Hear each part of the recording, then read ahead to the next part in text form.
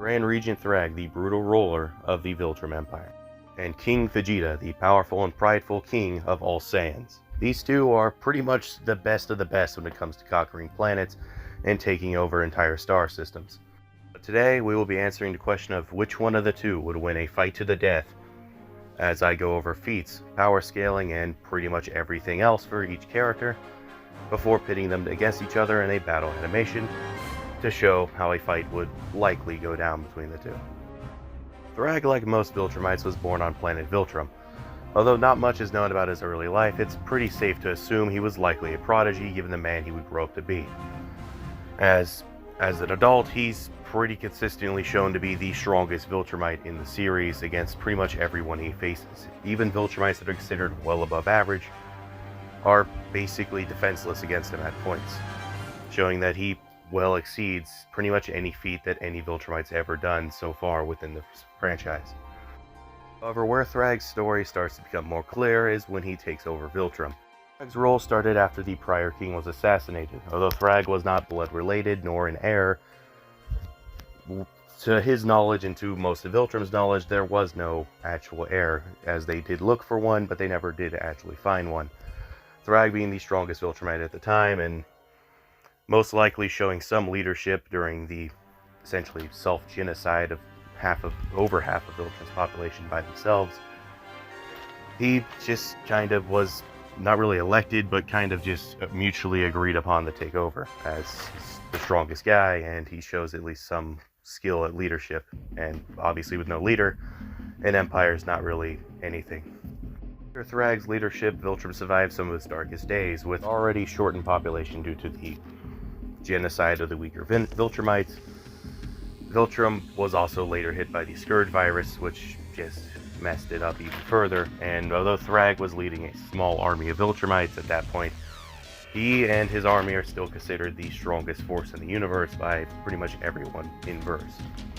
Thragg as a baseline would upscale basically every single Viltrumite in the series. This would include Omni-Man, obviously, as not only does he beat the absolute dog shit out of Omni-Man in their fight, but he's just blatantly shown to be above Omni-Man, and even Omni-Man himself basically says that repeatedly throughout the story. So yeah, he's above Omni-Man. This would have put him at least above 1/4, or around, if you highball it, 1/3, but most likely 1/4 of the Viltrum feat. Due to Viltrum's size, this feat can get all the way up to around large planetary if you want to go really crazy with it. However, it's more likely lower with the planetary metas being more consistent. You can get it higher, obviously, but the implications shown within the scene heavily suggest otherwise.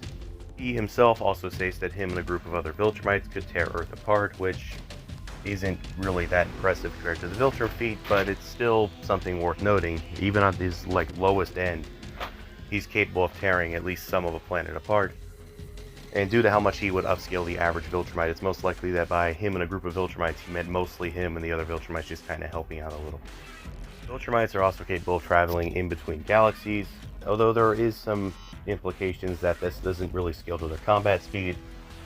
We're going to go ahead and give him this level of speed for this fight. As you'll see when I do King Vegeta scaling, he's going to require very high speed to be able to actually do anything against Dragon Ball characters, just due to how insane the speed gets within DBZ even early on. There are also arguments to be made that Thragg would upscale the Solar Disc feat, which has many wildly varying calculations, with some as low as multi-continental and some as high as basically solar system level, but not quite there, around the highest you can get into large star without being solar system. Personally, I think it's a little odd to even scale him to that due to the nature of the feat and the fact that the way most people try to scale him to it is arguing that the laser couldn't have killed a Viltrumite, even though it's never actually stated in the story that the laser destroyed the Sun Disc couldn't kill a Viltrumite. They say it couldn't destroy Viltrum, kinda, but that could also just because the Viltrumites would blitz the ship and destroy it. They never explicitly say that the laser could not kill a single Viltrumite. So if you want to scale him up to that, then yeah, he would be at the absolute highest level of large star possible. Which, personally, I do find a little inconsistent, as I just said, but also it's kind of inconsistent given the fact that Space Racer's gun is narratively implied by Omni-Man himself to be capable of killing most Viltrumites. That gun's best speed is only around star level, as it can cause a supernova by basically blowing up a star. And it's also a star that resulted in Thragg's death in the comics. Although yes, Viltrumites are kind of implied to be weak to very intense heat, they are also shown to be way more resistant to heat than a lot of other characters in Invincible. So they clearly can't be like mortally weak to it like Martians in DC or anything. Like, fire isn't going to kill a Viltrumite. So arguing that their weakness to heat completely makes that whole sun thing just unusable as a way to argue that they probably aren't star levels kind of disingenuous. Given that, again, Space Racer's gun, a star level weapon, is directly implied and pretty much stated outright by Omni-Man to be capable of killing Viltrumites. So Thragg's highest scaling for durability and AP would be if you really hype up the Sun Disk to the higher end calcs, which are pretty hard to back up, mind you, and you argue he's nearing solar system at the very highest end of large star. For this fight, I'm going to go ahead and give them that anyway, just because, as you'll see in a second, Dragon Ball Z goes absolutely crazy, even early on. Also, some people watching this after watching like the Bardock vs. Omni-Man Death Battle, I'm going to be very blunt, Death Battle scaled both characters pretty wrong there. They gave Omni-Man some stuff that he realistically shouldn't have. They used arguments to get him to like nearing solar that are worse than just using the crossovers outright, which they could have done. You couldn't really say they couldn't have done that, as they are canon, they're just inconsistent. And they also, for some weird reason, decided Bardock having way higher speed didn't matter for some reason. Like, they just said it doesn't matter, because Omni-Man would just be so much stronger, because they argued that King Vegeta's feat was only like Dwarf Star level, which you'll see in a second it's not. There's a lot of stuff that they had wrong in that death battle, so don't expect this to be just a repeat of that, because Bardock kind of got screwed in the scaling there. Now, as for Thragg's abilities, Thragg, like all Viltrumites, can fly. He can hold his breath for weeks on end, so space is no problem for him. He's extremely resistant to basically all types of damage. He has a slight healing factor, like he's not going to regenerate a limb mid-fight, but he could still take a what would normally be lethal to a human level hit, like getting his like entrails knocked out or getting punched like through the chest or something, and he could still continue fighting and be at least somewhat fine. Also, like all Viltrumites, he has smart atoms, which basically give him almost infinite stamina and allow him to make mini black holes while flying, like within his atom. It's weird. You don't see the black holes, but he's essentially warping space-time. That's how they describe it. It doesn't give them any like cool black hole hacks or anything. Like, no, they just like warp space-time when they're flying, I guess. It's like a biological hyperdrive from like Star Wars, best way I can describe it. And he also possesses like obviously like thunderclaps and stuff like that you can just do with basic super strength. So yeah, Viltrumites are kind of like Superman, but without the laser eyes or sunlight absorption or frost breath or anything like that. As for weaknesses, obviously Viltrumites are implied to be weak to heat, even though that seems kind of weird because they're shown to be resistant to it, but are stated to be weak to it, which, okay, whatever. Viltrumites are also weak to some sound frequencies, however, King Vegeta doesn't have any way to exploit that, so that doesn't really matter here. Although Viltrumites can take a ton of damage and have almost unlimited stamina, they also aren't the brightest about self-preservation and will continuously try to fight a character when they realistically should be worrying about not bleeding out or dying. Because they will like get the worst injuries imaginable and still try to punch a character. There's even some half Viltrumites that will continuously attack people even after their arms are exploding on contact.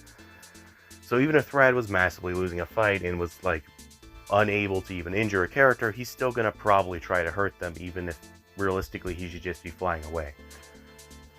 So he's a little reckless is basically what I'm trying to say.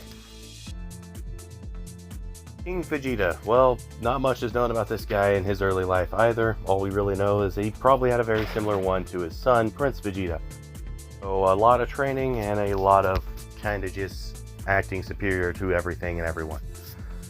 Although that whole superiority act kind of went out the window the second he met Frieza, we aren't really talking about him being under Frieza here because, let's face it, it's Frieza. And if you know Dragon Ball, you know Frieza's overpowered as hell for someone that early on in the series. But moving on, King Vegeta has a lot of statements implying he's one of, if not the strongest Saiyan on planet Vegeta at the time. Depending on if you think he's above or below Bardock when Bardock fought Frieza, really determines how his power level gets, as in early Z, it's heavily implied King Vegeta is under Prince Vegeta when he fights Goku. Although there are kind of arguments that he wasn't, it's weird. But King Vegeta's most likely would have a power level around 10,000, which is kind of consistent with the feats he shows. However, if you really want to argue that he was on par with Bardock, who can fight Gas, who is as strong as Ginyu, and Bardock can beat Gas in Dragon Ball Super in the flashbacks, you could argue he was almost as strong as Captain Ginyu, if not stronger. However, that seems very inconsistent, as it's pretty much implied that he is not anywhere near that in pretty much every showing we see of him talking to Frieza, and really any showing we see of him in general. Plus, early Z had Bardock's power at only 10,000, with Super only really changing it, and the statements for him being maybe above Bardock are all older.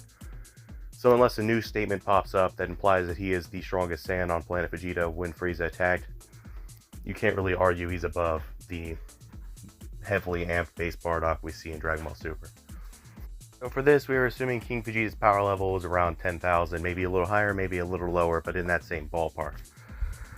This automatically puts him in the same tier as characters like Guldo, and approaching the same tier as Vegeta, and Vegeta's first appearance, not like current Vegeta, obviously. And it would put him well above characters like King Kai, as well as Base Goku during Saiyan Saga, Nappa, and pretty much any Saiyan that isn't Bardock, Goku, or Vegeta. That would be alive at that point in DBZ. Unless you count Broly, but we aren't counting Broly, because I think that's obvious who's the stronger of those two. Vegeta really only has one impressive feat in all of Dragon Ball, and that is him triple planet busting. Some people like to argue this is a chain reaction. Even if you do argue that, the explosion of one planet typically doesn't make another planet blow up the same strength and the same level that it exploded with. So it's not a normal chain reaction, even if it was that.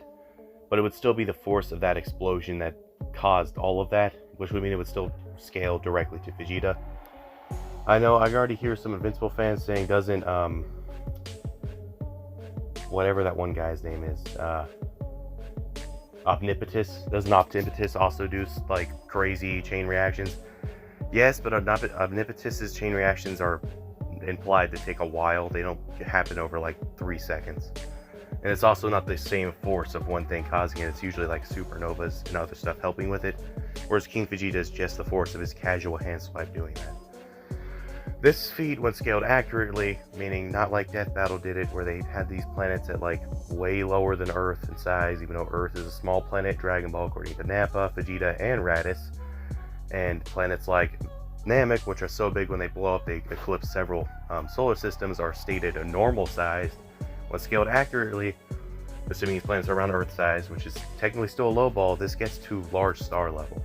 So yeah, King Vegeta is not brown dwarf like a lot of people like to argue. And you can get this a lot higher, all the way up to potentially like low solar, but I'm not going to go that high yet because that's a little much, since a lot of people like to argue that Dragon Ball doesn't get solar system until like Cell Saga, which is just wrong. Regardless, King Vegeta and Uzaru would be at least 10 times that feat, which is an understatement because that's a casual feat. It's pretty much shown to be casual. King Vegeta in Uzaru's 10 times that. If you calc that feat times 10 times, you can get potentially nearing solar, or all the way up to like very low solar, depending on how high you have the feat. If you have the feat on high ends, it's going to be solar. That would be a solar level character automatically off that alone. Now, I know there's a lot of people who are going to be like, isn't that feat an anime exclusive? Well, King Vegeta is pretty much an anime exclusive at this point because most of his stuff is from the anime, and the anime and manga are two separate continuities. I am using both for this, but it's not like they aren't relative to each other. Just because they're different and they aren't canon to each other, with stuff like Super Saiyan Blue Kaioken not even being in the manga, it's not like you can't use the two. They're the same thing, just told differently. So King Vegeta should be relative in both, regardless. It's dumb that people try to argue you can only use the manga version of King Vegeta, when even like Death Battle uses the anime a lot, like consistently. And you kind of have to use the anime for older Saiyans, like King Vegeta and Bardock, as the vast majority of their stuff comes from the anime. And if you don't use the anime, then you're not even gonna know what they can do. You'd have to scale them off other feats, which are all feats of characters weaker than them. So like, yeah, you can't really scale them off only manga accurately. So if someone's gonna come into the comments and be like, You can't be using the anime for a character if the manga is their original. Like, shut the fuck up. I'm using the anime because the anime gives you more context for King Vegeta. That's obvious. If you don't like that, get off the video. Vegeta would also kind of scale to Vegeta's own planet bust when he just annihilated that bug planet, which can also get into the dwarf to even star ranges of power, as he pretty much annihilated it completely. And there's arguments to be made that he destroys stuff on a subatomic level as far back as OG Dragon Ball.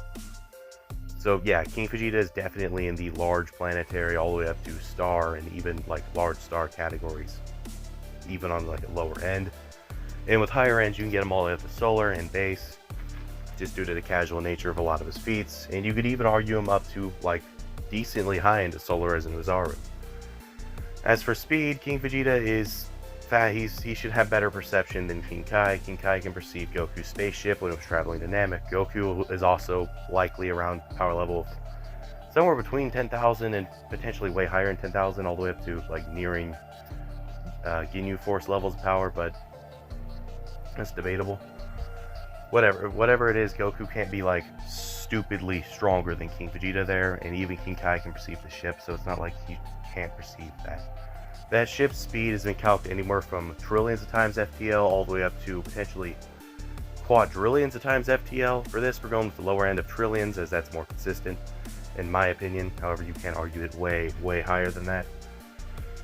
So yeah, King Vegeta's perception speed is crazy. His travel speed obviously isn't great, as no Saiyans are really traveling in between galaxies besides like Z Broly, I guess, but this is a fight.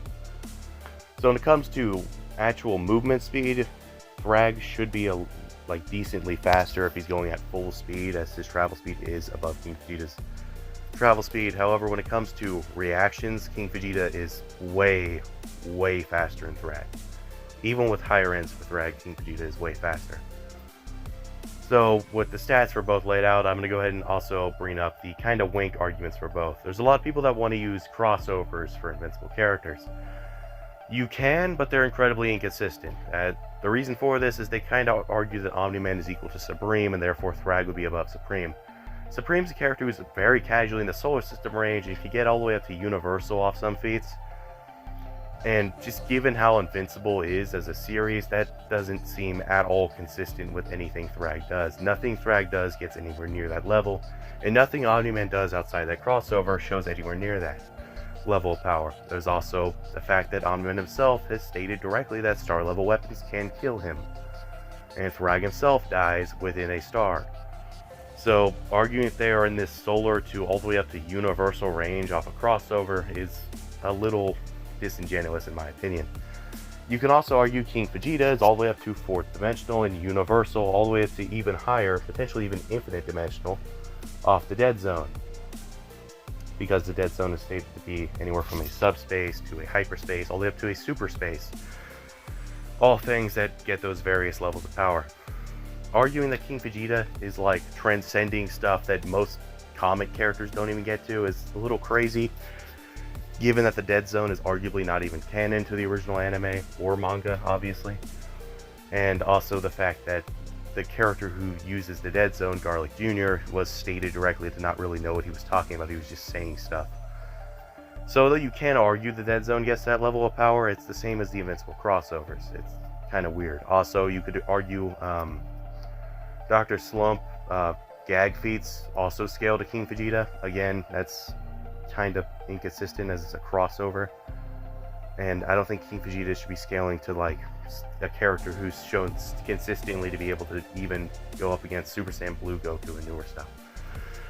So yeah, I'm not going to be using crossovers for Invincible, I'm not going to be using the Dead Zone for Dragon Ball, and I'm not going to be using gag feats for Dragon Ball either. I'm not going to be giving the versus wank ends that they realistically should not be able to get to, just due to how inconsistent they are. If there's a problem with that, whatever, but I'm going to go ahead and say it right now. Even if you did use the feats from the crossovers and the Dead Zone and stuff like that, it would not change the outcome of this fight, as using inconsistent ends still ends up with the winner being the stronger of the two. So with that said, I'm going to go ahead and let these guys fight.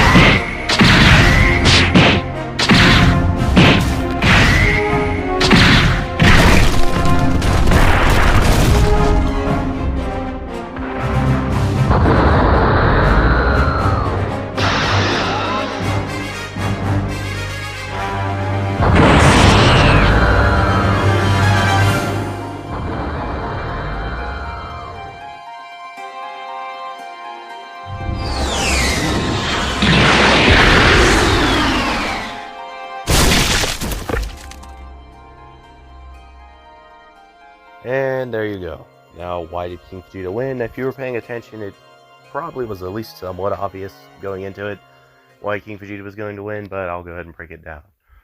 Now, if you ignore the crossovers and all the crazy shit that you can get both of these two, King Vegeta is definitely the stronger of the two, like pretty blatantly. His casual feats are in the large star range, whereas Thragg's best scaling, unless you like scale him to some of the more insane stuff, only gets him to around large planetary at best. You can get him a lot higher if you argue he's comparable to like the Sun Disk on its highest end calc, which is nearing solar.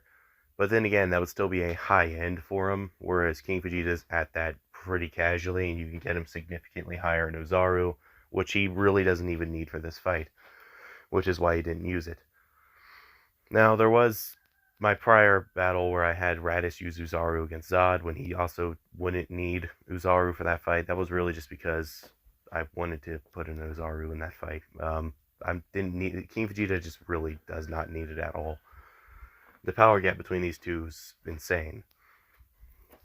When you go to crossovers, you can get Thragg all the way up to Solar to Universal off Supreme scaling, which he would upscale due to the crossover. Although that's obviously inconsistent with the main comics. However, you can use the same arguments to get King Vegeta unironically to like borderline hyperversal off some of the higher ends for the Dead Zone, and there's just dumb scaling. You can get both, but King Vegeta's dumb scaling is technically the better of the two regardless, so yeah, King Vegeta would still win even if you went crazy with both their scaling. As for speed, well, King Vegeta is a faster fighter when it comes to reaction time, as I said earlier. His low-end speeds are in the trillions of times FTL off Goku's feats and King Kai's perception speed, which he would scale to and above. Even if you don't count that, he would still be pretty comfortably in the FTL range to massively faster in light range, as he would scale directly to characters who can blitz people who have been able to react to light speed since OG Dragon Ball. So even if you didn't like the trillions times FTL scaling and the potentially quadrillions times FTL scaling with higher ends, he would still be fast enough to at least land a hit on Thragg regardless, and due to the power gap, he would still likely win. Whereas Thragg's best possible scaling would be if you ignore the implications of him bending space-time while flying and give him just straight up billions of times massively faster light speed, but even then that's still under even a low end for characters under King Vegeta's perception speed. So when it comes to speed and strength, King Vegeta was definitely stronger of the two. Skills a little more debatable, but as King Vegeta and Thragg, they're both like trained to kill since they were relatively young. And although Saiyans don't live nearly as long as Viltrumites, and Thragg's definitely got an experience advantage here, but King Vegeta should at least be somewhat comparable to his son early on in Dragon Ball in terms of skill. And Prince Vegeta would upscale dozens of martial arts masters on Earth. And there isn't really any implication that Viltrumites also just massively upscale human martial artists. They're just way stronger. There's no real skill comparison there to my knowledge. So the skill gap shouldn't be too great to where Thragg's just like completely embarrassing King Vegeta, just due to how Saiyans are naturally really good at fighting. But the final nail in the coffin for Thragg was King Vegeta's durability. Even lesser characters in Dragon Ball have some resistance to subatomic destruction, as Ki is actively capable of doing that. King Vegeta would scale directly to that level of resistance, whereas Viltrumites pretty noticeably don't, as stars are able to pretty consistently fuck them up pretty bad, and stuff like the Infinity Ray, a star-busting weapon, again, can one-shot them.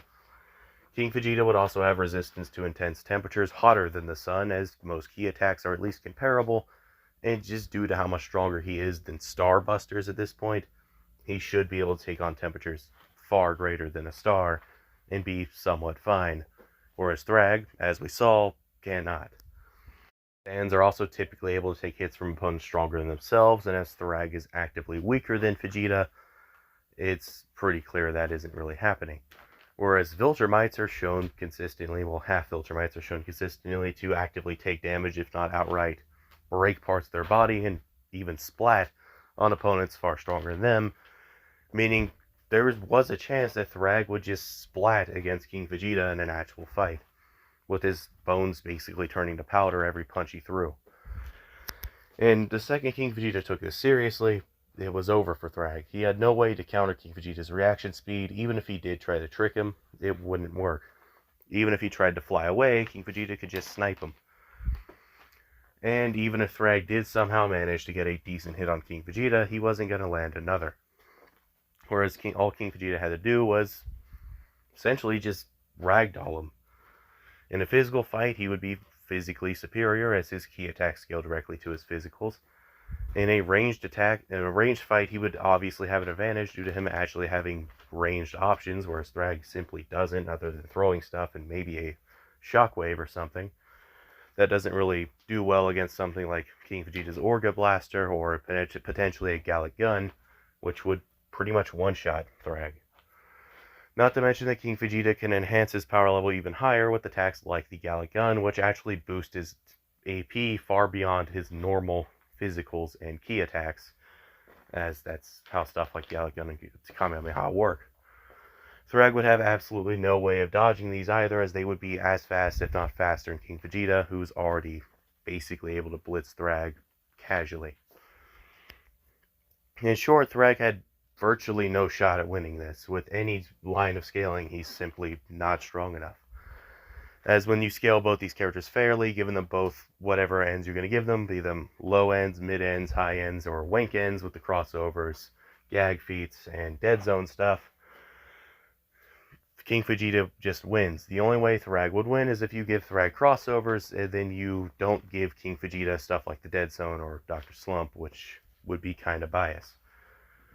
And the same goes for if you were to flip it and give King Vegeta Dead Zone and Dr. Slump, and you weren't going to give Thragg the crossovers, obviously King Vegeta would neg. So, yeah, the only way Thragg would win this fight is if the person scaling them is actively biased.